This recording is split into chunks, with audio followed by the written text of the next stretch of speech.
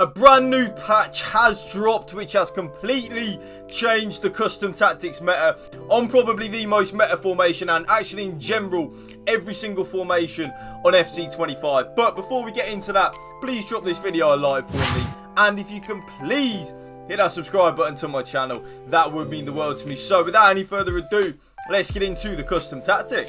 For your cheapest and most reliable place to buy your FC25 coins, especially with Team of the Season now here, please go and check out mmoexp.com. Remember to use the code WOLF at the checkout for a massive 8% off your order. Go now.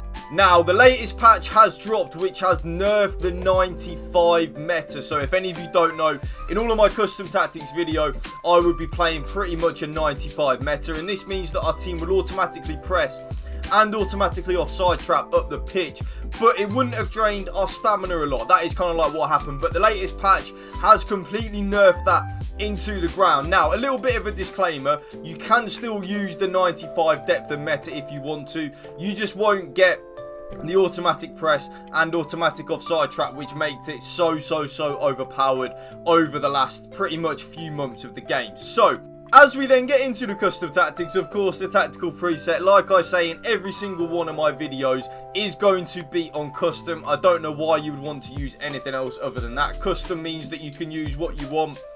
You can change certain things. Again, like I said, I don't know why you would want to use anything else other than custom, really. The formation that I'm doing today's video on is, of course, the 4-2-1-3, the most meta formation in this game without a shadow of a doubt. Unfortunately, though, I will say, because I don't really enjoy using it, but it is the most effective and the most meta, so you kind of feel like sometimes you are forced to use it. Now, as we go into the build-up style, in my opinion, there are two options which are the best with the build-up style. Option number one is the option that I am now using on all of my formations, bar one or two really, and that is counter on the build-up style. And if you read what it says, this approach encourages players to get in behind the opposition's defence as the team transitions quickly from defence to attack. But what it also leaves out there, which I don't really know why it leaves it out, is that when we lose the ball as well, our team will run back very quickly and get into our solid defensive shape very quickly. I don't know why it misses that bit out. So that is what I like about counter. But, and there is a but, if you are someone that does struggle defensively, maybe, not defensively, sorry, offensively, in terms of like creating goal scoring opportunities, maybe give balance the go and see if you do like it. But for me, of course, it is going to be counter. That is what I'm using. And the defensive approach, this is now where the big patch has changed things now with the custom tactics. I have always been an aggressive player with that 95 line height because it has been so broken and so overpowered for pretty much all of FC25. We just didn't really know about it until a few months ago. We can't really use, I mean, I'll tell a lie, you can use that still if you want to. You just won't get that automatic press and automatic offside trap, which you kind of want, and what made the 95 line height so aggressive, so effective. But if you still want to really play that really high line, you can still use it. I wouldn't recommend it though. I don't think it is anywhere near as good, especially with playing the game a lot yesterday. I really don't think the 95 line height is anywhere near as good as it has been. But we are using now the next best thing, which is of course that 70 line height. I actually, in a lot of my videos, will have said if you're not really into the 95 depth, to use the 70 depth. So for me, and for a lot of you people, probably not a lot has really changed. But the key thing now is, instead of that aggressive defensive approach, I am now using high with the 70 line height. We still get a little bit of a press, and I still like to be a little bit aggressive. So it's not really changed too much. I am a little bit like the 95 aggressive approach was really good, so it has been a little bit of an adjustment period for me, but I don't really notice it too much now with using that 70. I think 70 is the best thing that you can use. As we then move into the player roles, the striker, of course, when I, like I say in all of my videos, when I'm using one striker formations, is going to be on advanced forward and attack. That is what I think is the best player role. Poacher though is very good. I will say that. For example, my Luis Suarez, my Evo one, does have Poacher plus on my RTG. I could use that, but I do personally still feel the advanced forward and attack with just the 1+ is still doing absolute wonders for me, and I don't really feel it necessary to change. As we move into the wingers though, this is where you can use a little bit of your own initiative. So I am using inside forward and balanced on both the left winger and the right winger. I used to play roaming, and I think roaming is very, very, very good. You see with roaming, they do come a little bit inside more.